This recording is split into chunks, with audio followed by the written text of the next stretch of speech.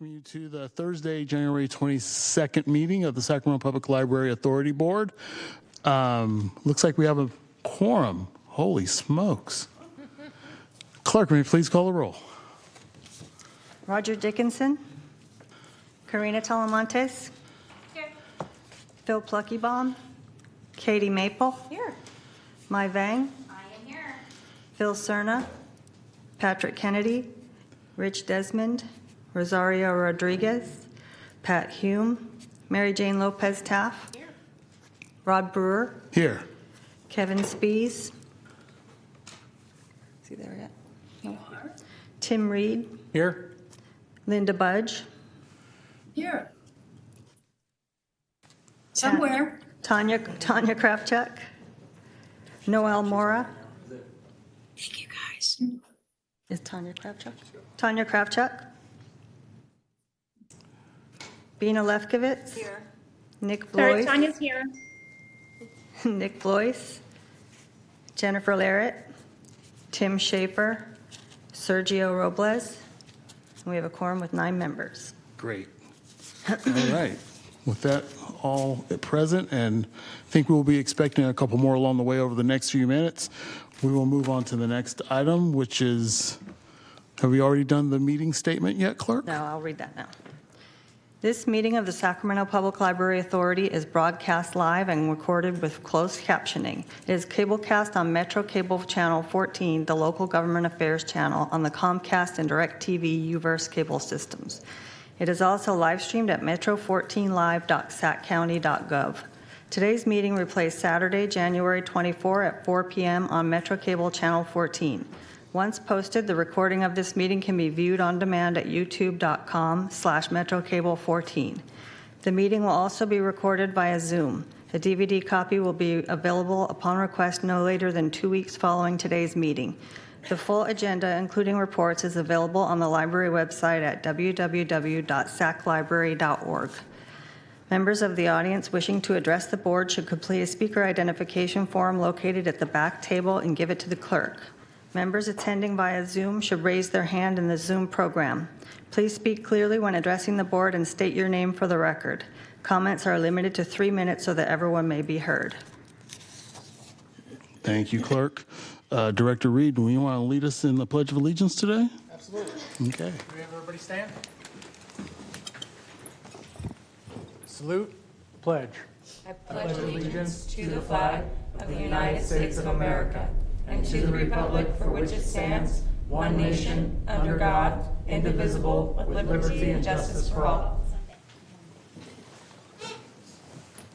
Thank you. Okay, so now we move on to item number 2, public comment on matters not on the agenda. I didn't receive any cards from the team, and so I think we can move on to our next item, presentations. Friends of the Sacramento Public Library.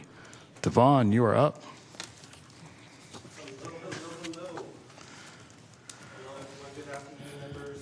APA. My name is Devon Graves, and I serve as the Vice President for the Friends of the Sacramento Public Library. I'm joined here with my esteemed colleague and President of the Friends, Rachel Caldor, and also on Zoom we have the amazing Anita Scurry. Thank you to all the friends and colleagues who've been able to tune in. It's my honor to provide a report on behalf of the Friends, the official community partner of the Sacramento Public Library. As you all know very well, the Friends of the Sacramento Public Library remain committed to supporting the mission of the library. This mission is important now more than ever as we continue to witness constraints on key institutions. The library is an important constant that provides tools that are essential to a thriving democracy. That is a mission that I hope we all can get behind. I have a couple items that I would like to share. First, the Friends held our regularly scheduled board meeting on January 13th. We heard regular updates, committee reports, and an update from the library. I want to thank Director Coyle and his team, especially Lisa Martinez, who engaged with our board about the library's rebranding efforts. Thank you so much for your time and energy dedicated to that work.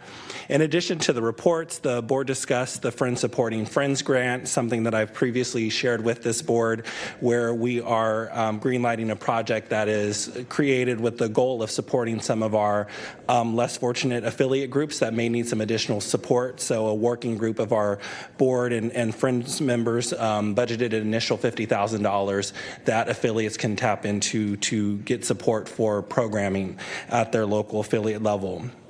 And then for our membership report, we are happy to share that our organization has a total of about 4,100 members. That was from December 2025, so we remain committed to increasing that membership. Lastly, we discussed one of our most important assets, the Booked-In. So the Booked-In wrapped up an amazing calendar year. December brought in about over 2,000 logged volunteer hours. So shout out to our amazing volunteers who support our many departments, especially our online cells.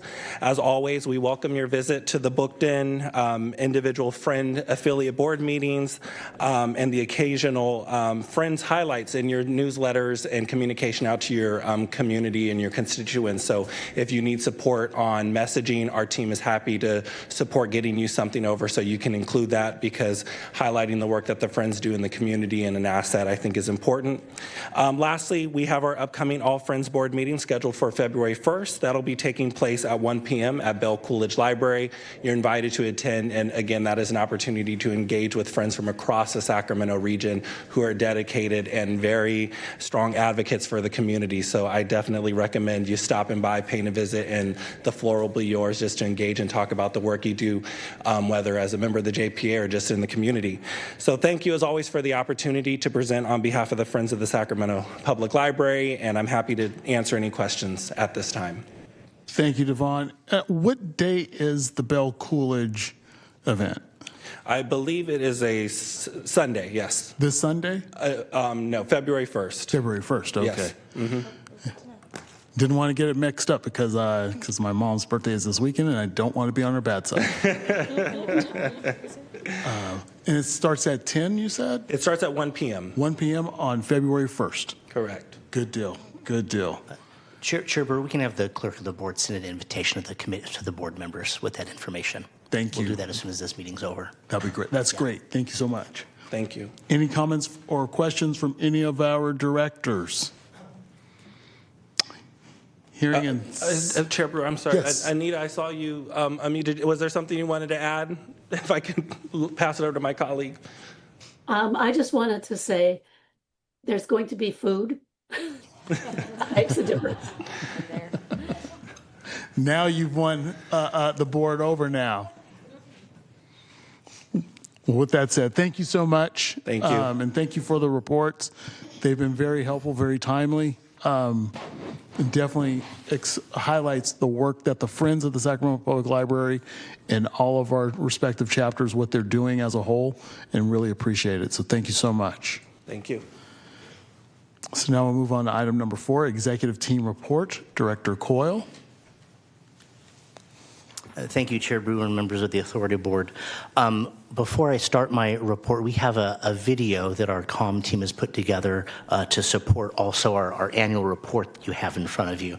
So we'll play that short video here.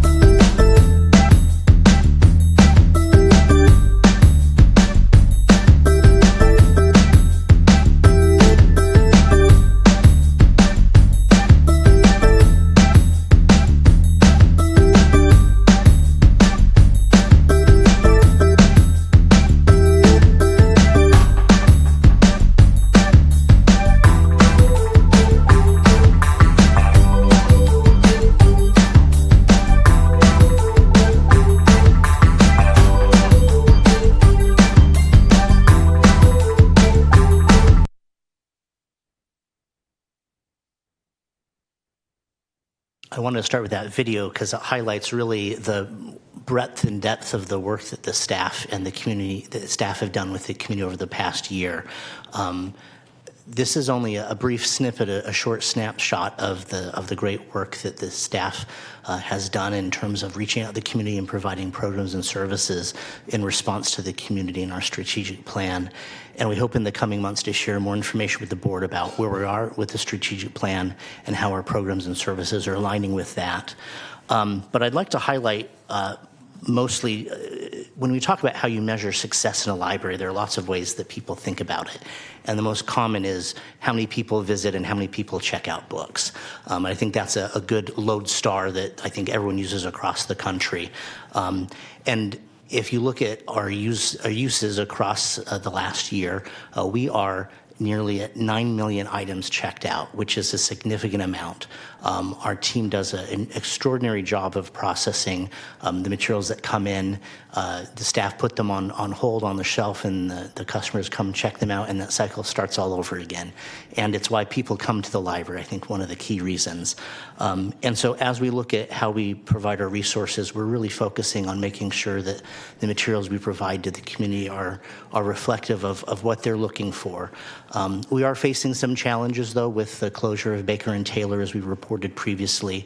But our collection services staff have done a Herculean effort of really pivoting and getting us on track with some new vendors.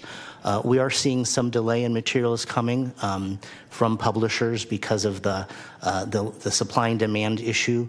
When you have the one major supplier for libraries go belly up with not very much notice, there is a gap in the economy there.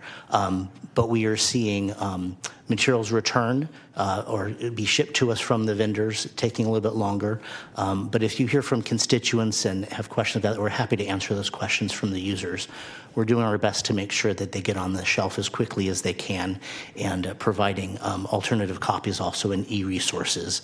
And you can see from our annual report on page 5 that we're nearly 50-50 split with the circulation. Actually, it's a little bit more like 60-40 if you really do the estimating. Digital seems to be something that our customers are looking for, and so we're looking at ways to increase access and lower hold times. And so I just wanted to highlight that, especially as that is an issue that we're dealing with on a regular basis with that closure of that company. But I also wanted to highlight the great support we've received from our jurisdictions. Specifically on page 6, you'll see some updates we have on the facilities that are being renovated. And I'm happy to share some updates with you now on that topic.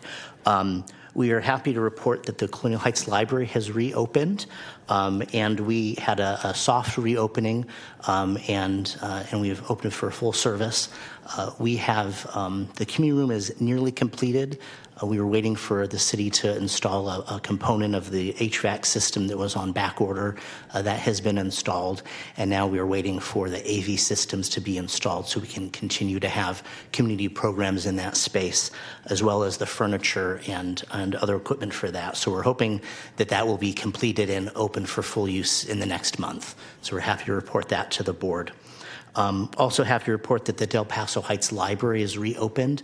That was closed for a period of time for some some much needed parking lot maintenance. So that has reopened, and that reopened on the 13th. And so we're excited to have the community back in that space as well. I do monthly site visits on our major construction projects, the Elk Grove Library, Martin Luther King Library specifically, as well as the North Sacramento Hageman Library. Those projects are all on track. The construction is going very well. Every month we go and see the change, and it's fascinating and delightful to see those buildings grow and take shape. And we're looking forward to having the community in those spaces when they are completed. And I will refer you to the rest of the report in my written report if there are other questions from the board. But I think I'll say at this time that we're shaping up for a really great year. We had a fantastic year last year, and I'm excited to share with you in the coming weeks what we plan for the next year. It's like just scanning through this, the more important things is seeing how membership has gone up You have nearly 9 million books being checked out every year. That means people are definitely coming back to the library and spending time there. And those are definitely pluses. But what really I like to see the most, or what I've really liked seeing, is how we were able to respond to the Colonial Heights restoration, making sure that we were able to get that back in a safe and effective manner. We were able to get it open. Of course, we wanted to get it open in December, but seeing it open in this month is still a plus. That's still a win. Seeing the renovation for the MLK Library, seeing Del Paso being up and running again, the construction of the Hagenwood site, and also obviously the Elk Grove Library moving forward on track after that brief hiccup with the fire on the roof. Those are good. Those are all positives, and it's something we could definitely hang our hat on, saying last year was a successful year, not only for us as a board, but also for the community. That was done through your leadership. And I definitely want to commend you for that, Director Coyle. You and your team have definitely stepped up and really addressed the needs of the community and really stood tall for us. So thank you so much. Thank you, Jabir. That's kind of you to say, and I also would be remiss if I didn't also acknowledge the partnership we've had with the jurisdictions who do a lot of the physical work, as well as our community volunteers and the Friends of the Library. Many of the programs and services here are supported by the Friends, and it really is working with the community that we're able to provide these great services. So we appreciate that. And definitely seeing what the work that you were able to do out in the Delta, and showing a lot of patience and cooperation working with Elk Grove Unified School District, with the Franklin Library. Those are also to be commended to, because those are also big priorities in servicing the community. But we definitely see the need, and the public also sees that need as well, and we're able to meet them, not more than halfway, but definitely meet them to try and give them what they need.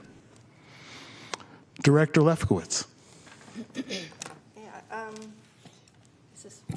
Hello. Okay. I love your annual report, and the video is a great addition as well. Is it possible to get extra copies of these? I'd like to give it to my board when we come together again in February. Yeah, if you just want to, if you send Heather an email, we can compile and get you those. Okay. Yeah, just tell us how many copies you'd like. Okay. The other thing, I was glad to see that the Friends of the Library are noted here and their contribution. I have a colleague who's a voracious reader, and she was not aware of the book den. So I guess I'm just wondering, since you do mention them, I don't know if next year if there's a way to just put a note that they run the book den, because my friend who's a voracious reader was shocked. She didn't know. So anyway, and then my last question is, I've heard, I don't know if this is true, that less young people are reading. I don't know if this is something you all have heard in the library field, but if that is true, it makes me worried. And I don't know if you've seen fewer young people coming to the library. I'll respond and say I don't know if we've seen fewer people. We have seen some research recently, and there's a study done in the UK of parents reading to their children, and that has decreased the amount of adults reading to their children. And I think that there is a tendency in the younger generation to prefer ebooks over. There is an assumption, but there has also been a shift where some of those younger generations are preferring the print book over They want that physical experience. But I don't have any firsthand experience or knowledge of how that's impacting us. I would say that it's an issue that we are looking closely at, knowing especially that literacy is a huge issue in this region, but also across the country. But one of the things we're looking at is how we can have the library be a family experience, and so we can encourage people to bring everyone together at the library. So you'll see, I think in the next year, a lot of our programs trying to reach all ages in various topics. So instead of having one-off, we might try and do some things that are more family-focused. Great. Actually, I forgot my last comment I wanted to make is I'm excited you're going to be bringing your strategic plan, what you're thinking for this year related to your strategic plan. I think that will be really helpful to the board to hear that. Yeah. I think one of the cool things that we've seen is, I think it was very important as part of the annual report, is we're looking at the numbers, but the overall meaning of what we're doing, the intent of how we're moving about our business, where curiosity meets community. That phrase, that slogan is something that is going to be carried out for the next year. And seeing the programs that the library will be doing in conjunction with the Friends of the Sacramento Public Library and all of our 28 chapters, having that message being played and being disseminated is going to be very key, because having the family experience at the library, or just having the individual experience, is definitely something that's going to be very important to note, because just to be very cognizant. I mean, ebooks are very popular now, and when you have the option of picking something on a Kindle as opposed to going into your local library, that's that's competition right there. And so creating different ways, different avenues to help enhance the experience, this is where that slogan is going to come in very handy in drawing new people to the library. And if there is a shortage of youth attending the library now for whatever reason, that's another way, that's another hook to get people back to the library. Any other comments or questions from directors? Chair Brewer, Anita Scurry has her hand up on Zoom. Yes, Anita. Hi, speaking as president of the Friends of the Ardendemic Library, I noticed in the materials that library is slated to be closed February to April, and I know that we don't often get much notice of, or the library doesn't get much notice of the actual date of the closure, but we actually have a book sale scheduled for March 12th, 13th, and 14th. So I'm just wondering if we could get, rather than put a lot of work into this, if it's not going to happen, it would be good to know earlier rather than later. So that's for Peter. Okay. Yeah, we'll address it internally. There seems to be maybe a gap in communication there, but we'll work offline to handle that. Okay, thank you. Yeah. Okay. Seeing and hearing no other comments or questions from directors, I want to thank you for the executive report, Director Coyle. And now we will move on to information. We have 2 items. I trust that we've been able to see those. Do you have any questions of Johnny based off of that information?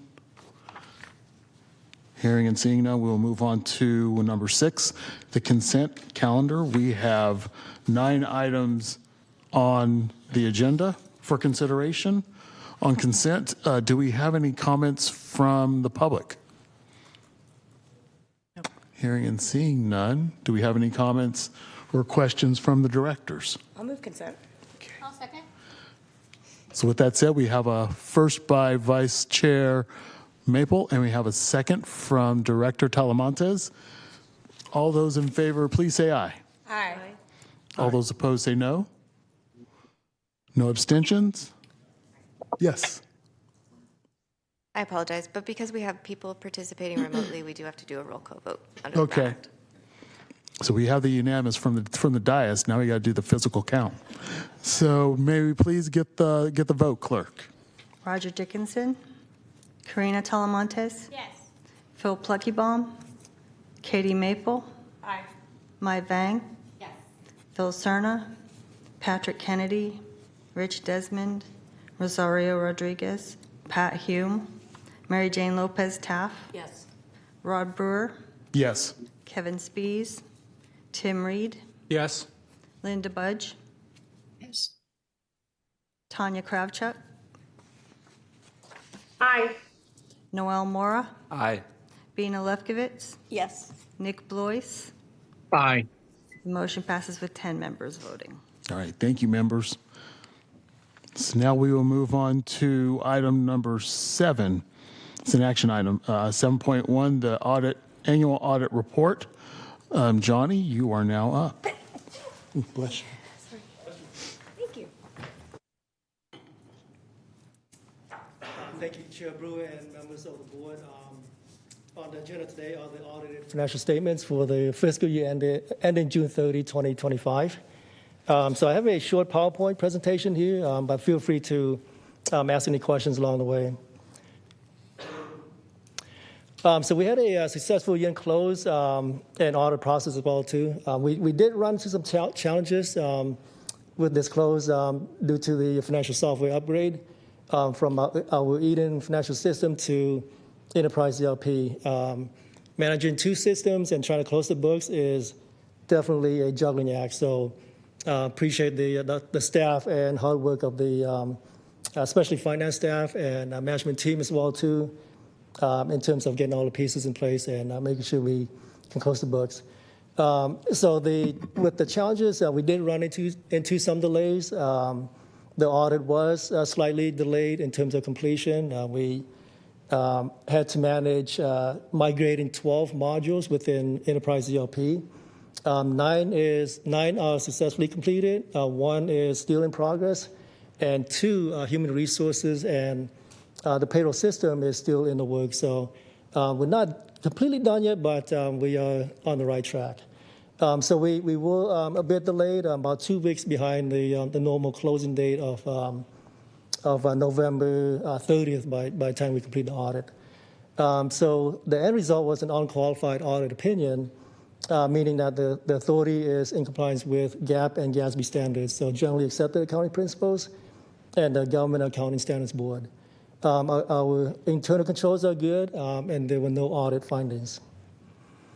So taking a look at the numbers, so these are our ending fund balances. So we do have 4 major funds: the General Fund, County of Sacramento Fund, City of Sacramento Fund, City of Sacramento Household Taxes X&B Fund, and 1 small permanent fund.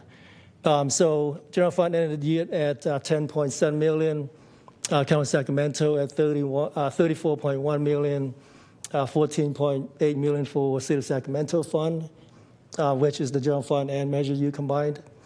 And City of Sacramento Household Tax X&B ended the year at $10.3 million. And then we have a small permanent fund known as the Moore Trust that ended the year at slightly above $300,000. So total fund balance ended at June 30, 2025 at $70.2 million. So taking a look at the County of Sacramento fund balances in a bit more detail. So of the $34.1 million, roughly $15 million for general branch expenditures, $615,000 for donations, and then a couple of restricted reserves, $12.9 million for economic uncertainty and cash flow needs, and then a $5.2 million in supplemental fund balances. There's also a deferred maintenance fund balance of almost $500,000, again for a total of $34.1 million. Taking a deeper dive into the supplemental fund balance, so of the $5.2 million supplemental fund balance at June 30, 2025, $3.9 million is for the county unincorporated libraries. And then also note that in fiscal year 26, the authority board had approved $1.7 million in usage for 3 HVAC projects within the county libraries. Citrus Heights Library, $466,000. The City of Elk Grove Library, $9,000. And so in fiscal year 25, we transferred $1.2 million to the City of Elk Grove to help out with the Elk Grove project. So as Peter mentioned, that project is on the way, and so we're looking forward to its completion. The City of Galt, $207,000. City of Alton, almost $28,000. So of that amount, there was a remediation project in fiscal year 26, so that money is going to be spent as well too. And then the City of Rancho Cordova Library, $650,000. So similarly, on the City of Sacramento fund balances, we have 2 major funds, the City General Fund and Measure U, and the household taxes Measure X and B combined. So of those, the city fund balance, $58,000 is for donations, branch expenditures of 11.3 million, a little bit over 3 million for economic uncertainty reserves, and a deferred maintenance of about $369,000 for a total of 14.8 million. And then similarly on the parcel tax fund, again, this is measure X and B combined, ended the year at 8.7 million for parcel tax carryovers, donation of roughly 38,000, and economic uncertainty reserves of 1.7 million. So for a total fund balance of 13.4 million. Other notable financials, pension liabilities. So as you may have seen in your respective agencies, pension liabilities are generally one of the bigger numbers within the financial statements. So we ended the year based on GASB 68 and 71 requirements, recording a net pension liability of almost 25 million, and related deferred outflows of 8.3 million, and almost 90,000 for deferred inflows. Note 11 provides more details on the pension requirements. And then on the GASB 75 OPEB liabilities, so other post-employment benefits, the library recorded 6.9 million in OPEB obligations, deferred outflows of 403,000, and deferred inflow of 1.8 million. Again, Note 12 provides additional information on OPEB liabilities. And the GASB never ends. GASB 87, this is for leases. So a couple of years ago, we had to record lease liabilities. So this includes buildings, lease vehicles that we lease for the library as well too. So we recorded the right to use leased assets in the amount of almost 2 million. And on the flip side, lease liabilities at about 2 million as well too. We do have one Sylvan Cell Tower lease at the Citrus Heights branch. So that is bringing in a receivable of about 255,000, and of that amount, 234,000 is deferred inflows. So again, note number 8 provides additional information on leases. And subscription, so GASB 96, subscription-based information technology agreements, so also known as BIDAs.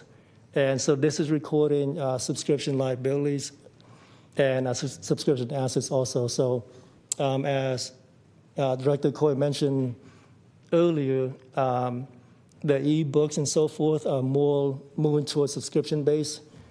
So that's part of what this one is right here. So roughly 1.3 million in subscription assets, and on the flip side, 938,000 in liabilities.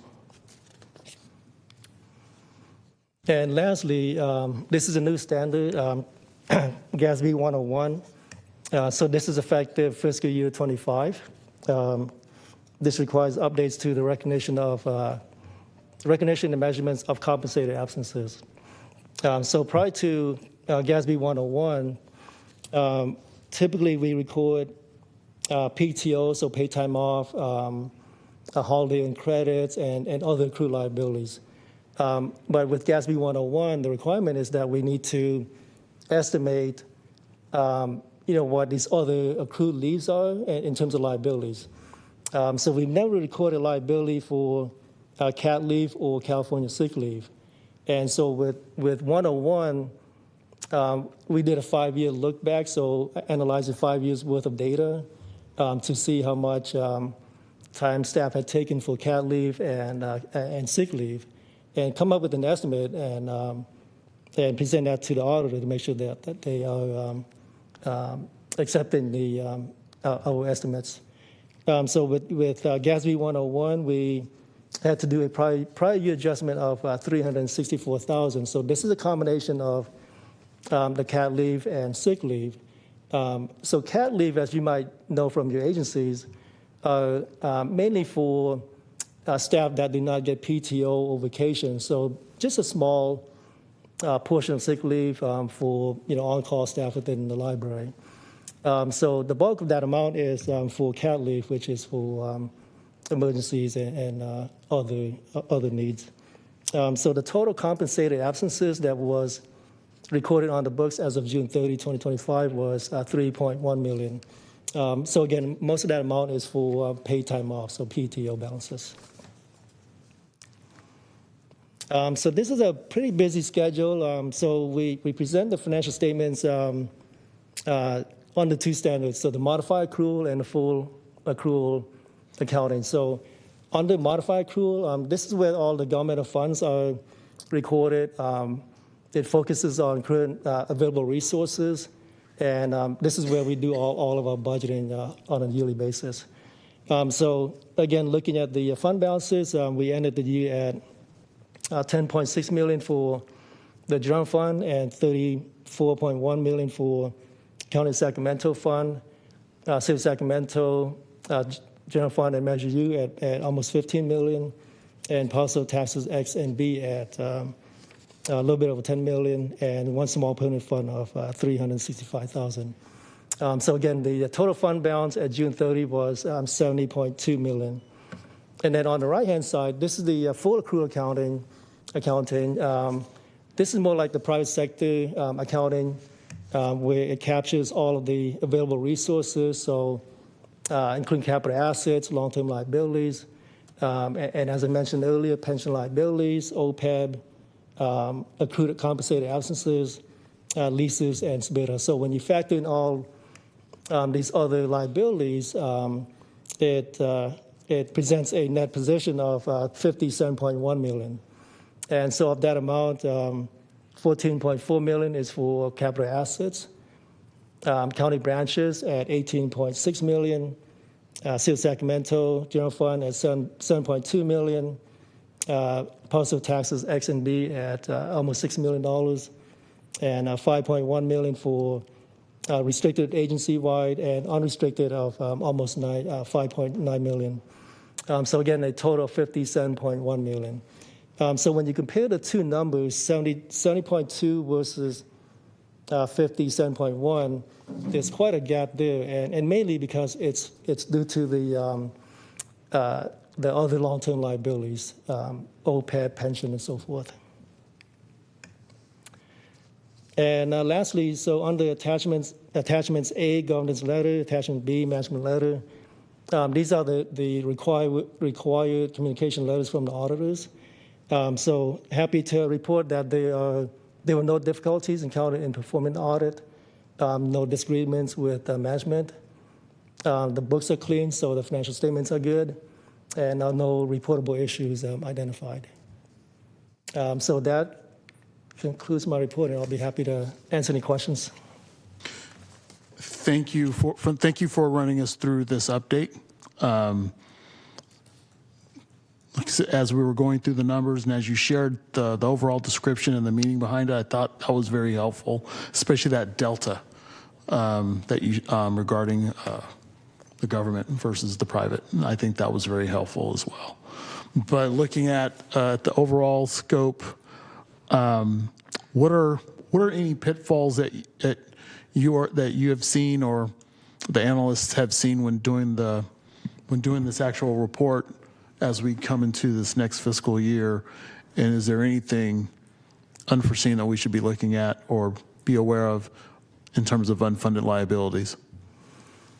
On unfunded liabilities, again, mainly the pension liabilities, OPEB, those are the two bigger chunks.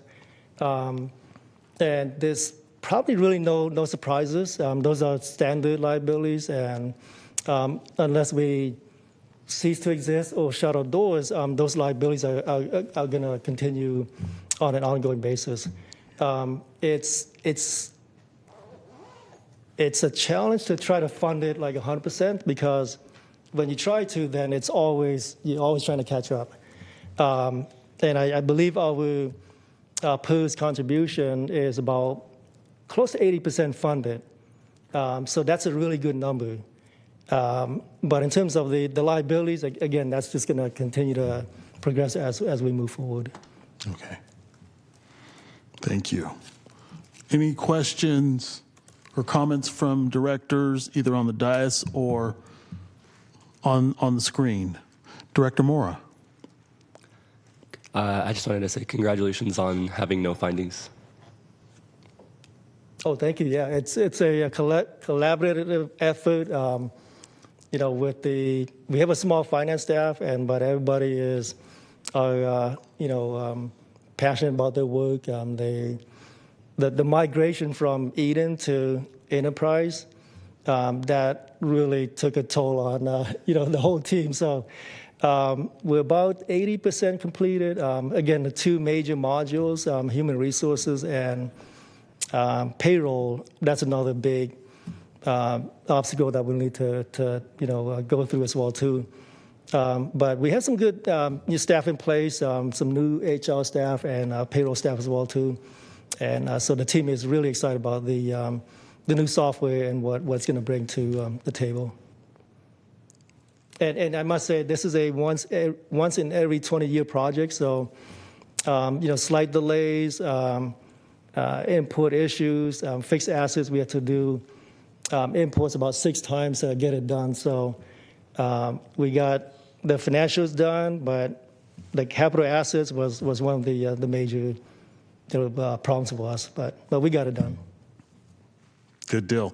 Because we talked about the transition to the new software not too long ago, and looking at how that transition is going to take place over the next few months, making sure that all financial records and data that has to be transitioned over is being done so in a manner to where there's no hiccups or suspensions in the system itself.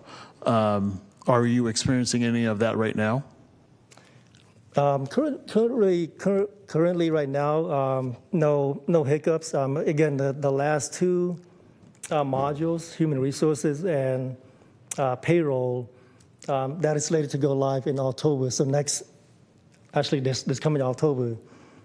So it's a long process, and converting any financial system, you have to make sure that all the numbers come over, from the old system to the new system, and the auditors have to also confirm and validate the numbers as well too as they audit. So, but yeah, it's numbers. I mean, there's so many numbers to look at and deal with. So it's not an easy task. But again, we had a really great team to work with, and the consultants.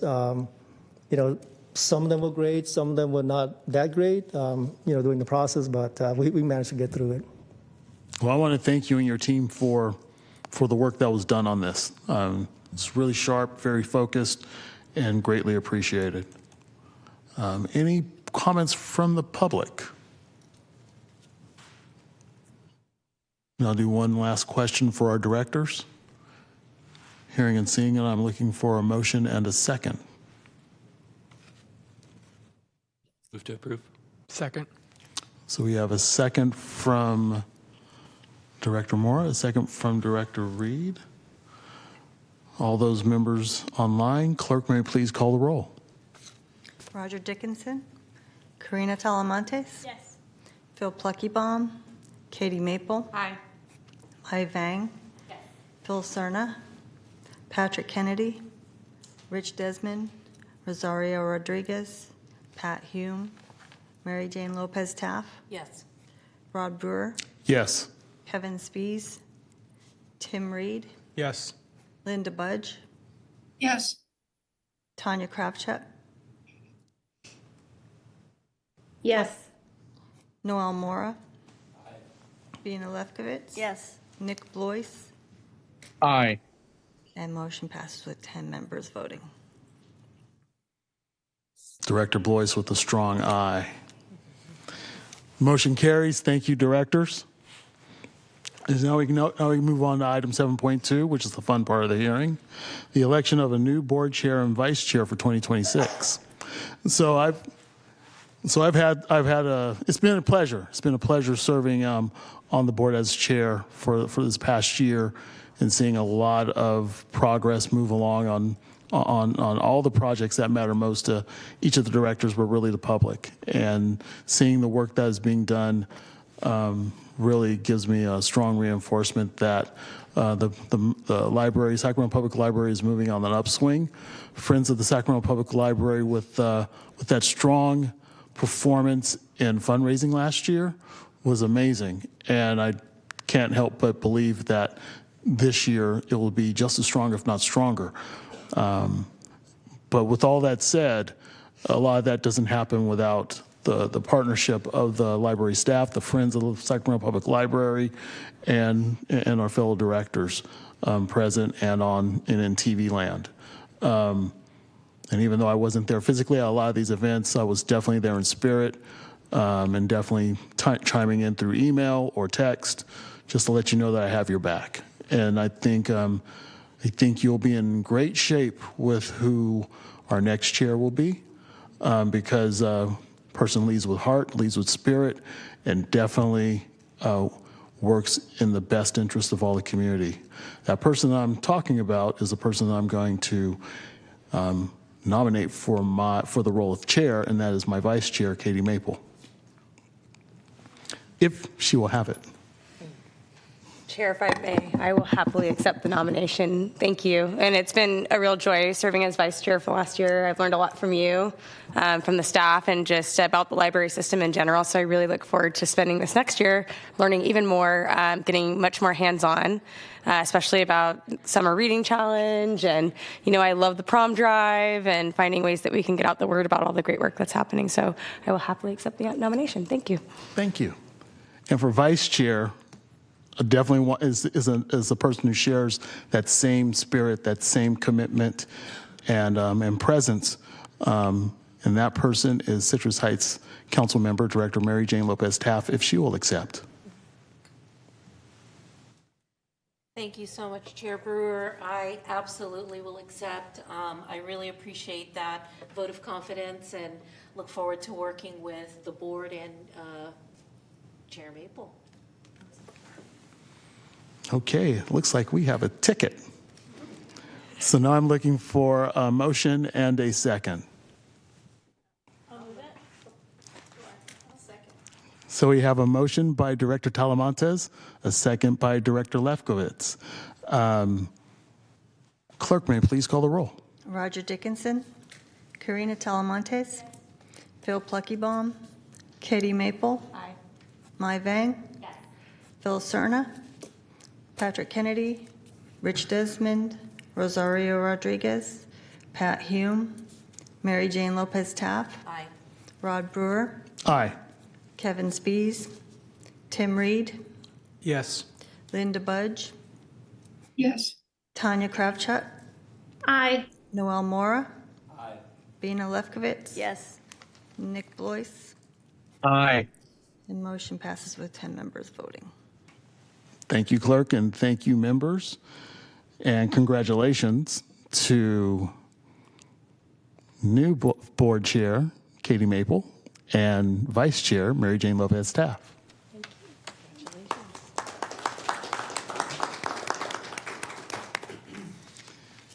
And then for item 7.3, we need to appoint a budget audit committee for 2026.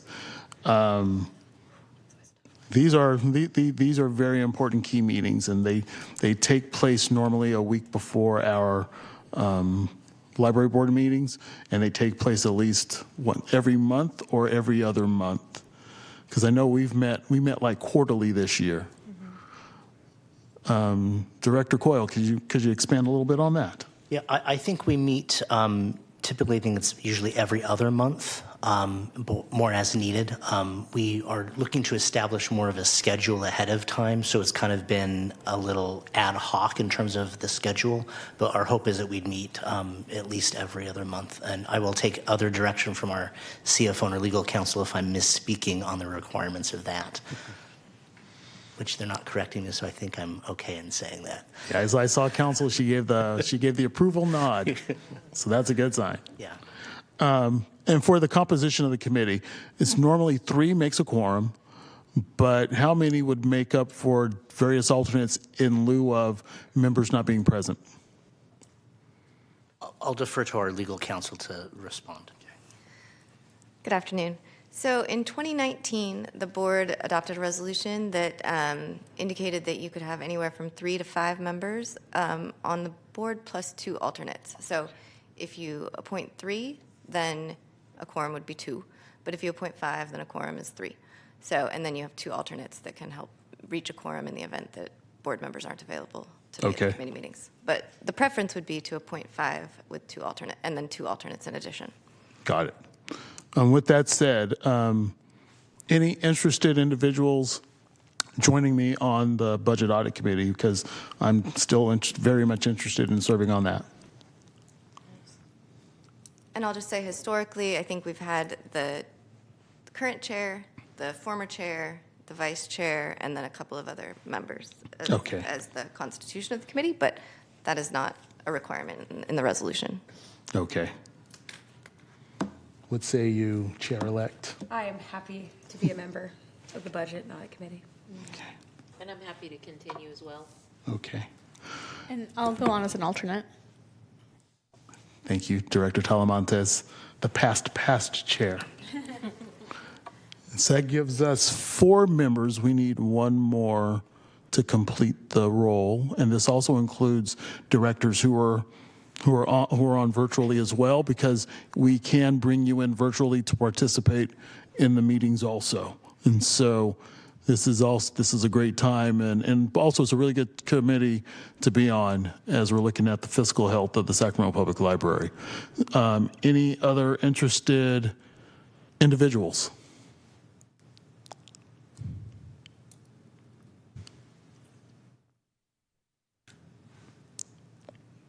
I think that's Director Budge, but she may be muted.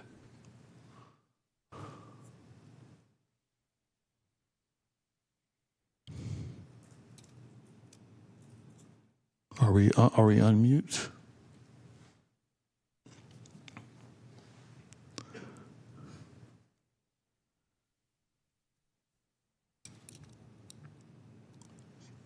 Is that you, Director Budge? What? I see your light flashing on. Are you interested in joining the committee, the Budget Audit Committee?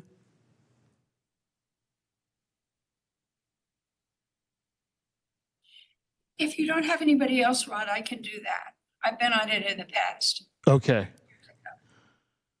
So with that gives us 5, 3 to make a quorum, 2 to also serve in case. How does that composition look right now? So I think Director Talamantes indicated an interest in being an alternate, not a member of the committee. So that gives us 4 for the committee with 1 alternate. So ideally, we would have 1 additional committee member and 1 additional alternate, but we can also exist with 4 and 1 alternate if we don't have other interest. And obviously, we can select people over the course of the year as well. Yeah, that's correct, Chair Brewer. We could at another meeting fill other spots if that's the will of the board as well. Okay. Okay, no, that's good. At least we have 1 alternate and 3 standard members to fulfill the quorum, and I think that's important. That's good to have right now. And then for others, if you do express an interest, I mean, obviously, this will not be my show. Chair Maple and Vice Chair Taff are more than happy to have that dialogue and see what we can do about making that happen for you. So do we need a motion for the current composition right now? As the board chair, you have the power to appoint, so you do not need a vote of the board. You can just tell them that this is what they're doing. Okay. Okay. It's got a little zesty over there. I like that. Until the end of the meeting, and then I think your power is gone. So for the Budget Audit Committee, it will be Chair Maple, Vice Chair Taft, myself, Director Brewer. Director Talamantes will be an alternate, and then we will add on additional members to be announced. And you caught Director Budge in there too? Oh, yes, Director Budge. Director Budge is also a member of the committee as well, so that gives us 4 plus an alternate. I think that fulfills our needs for right there. How does the board feel about that? Are we all good with that? Yes, let's do it. Okay. Congratulations to the new members of the Budget Audit Committee. And we will move on to item number 8, reports, ideas, questions from board members. Hearing and seeing none. Mr. Chair, Yes, Director Budge. so I had a request. This is kind of odd, but looking at that list that was sent out about the chair and vice chair rotation that was approved in 2011, we are now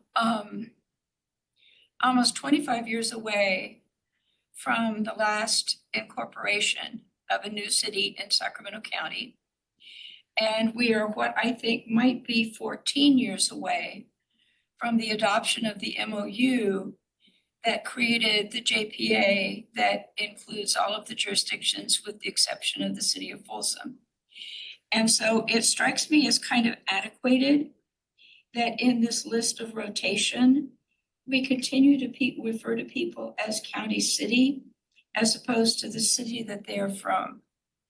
And the whole idea of that, of forming the JPA was to give jurisdictions equal standing and to get away from the whole idea that it was a city-county library. And given that everyone is putting in property tax and everybody theoretically is getting something out, even though the county may own the majority of the library structures, the physical structures within the county, it seems only logical that we would refer to people as being from the city that they come from, and perhaps do a rotation schedule that uses that nomenclature. So I just thought I'd bring that up. It just struck me as kind of odd. It's definitely And I'm interesting. perfectly willing to talk about it at another time. Yeah, no, that you bring up a really good point, Director Budge. I know this is in relation to some of the boards we similarly sit on and part of those discussions that we have. No, you bring up a really good thing, and it's something that should definitely be discussed in the coming year. It's the piece of paper that came out with the board and chair and vice chair rotation. Yeah. No, I hear you. No, that's Director Coyle. Would you like to? Yeah, I interject on that? I don't disagree with Director Budge. I view this as more of a shorthand for us in terms of keeping track of the kind of the 3-party rotation that we follow, city, county, and other jurisdictions. We can certainly change the nomenclature here, and I'm happy to talk with the chair and Director Budge of how we can maybe modify this. But for me, it's more of a shorthand in terms of the nomenclature, and we can adjust that as this board sees fit. Good deal. Yeah. The other interesting thing, see, if you look at this, 26 should have been a representative from the county, but instead, incoming Chair Maple is from the city of Sacramento.